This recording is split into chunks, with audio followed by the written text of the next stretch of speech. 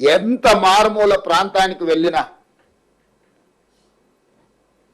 చిట్టడువుల్లో నివసించే ఆదివాసీలకు కూడా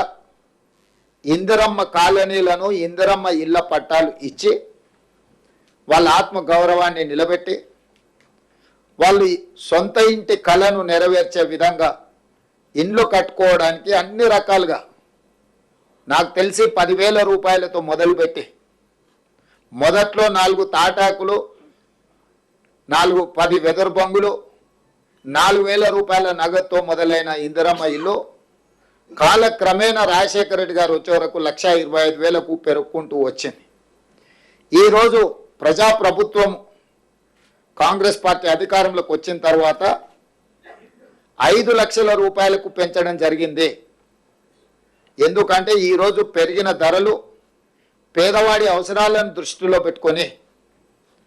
ప్రతి పేదవాడికి 5 లక్షల రూపాయలు ఉచితంగా ఇచ్చి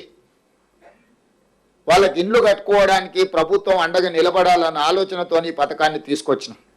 ఇదే కాదు, గతంలో ఇందిరమ్మ ఇండ్లు కొన్ని లోన్ల ద్వారా పేదలకు ఇచ్చిన ఇండ్లు ఉన్నాయి. ఆ ఇళ్లకు కూడా వాళ్ళ లోన్లు ప్రభుత్వమే తీర్చి ఈరోజు 7,000 కుటుంబాలకు ఆ లోన్ల నుంచి కూడా విముక్తి కలిగే నిర్ణయం తీసుకున్నాం. వాళ్ళ సొంత ఇంటి కళ ఈరోజు వాళ్ళకు రుణ విముక్తి చేయడం ద్వారా ప్రభుత్వం ముందుకు సాగుతున్నది. అందుకే ఈరోజు గృహ నిర్మాణ శాఖ మంత్రివర్యులు పొంగులేటి శ్రీనివాసరెడ్డి గారు ప్రజాపాలనలో గ్రామ సభల ద్వారా సేకరించిన అప్లికేషన్లను విశ్లేషించడమే కాకుండా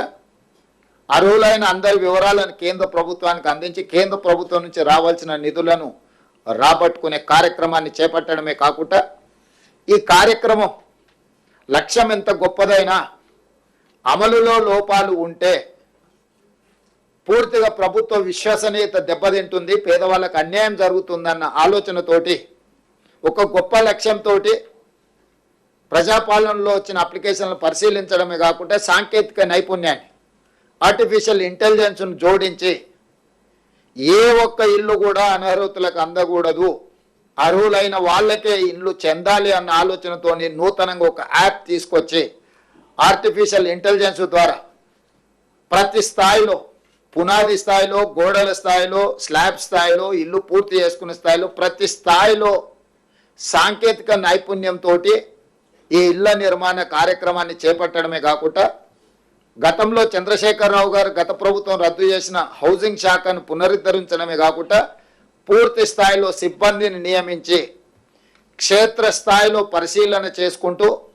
పర్యవేక్షణలో ఈ కార్యక్రమాన్ని ముందుకు తీసుకెళ్లాలని చెప్పి ఈరోజు ప్రభుత్వం నిర్ణయం తీసుకొని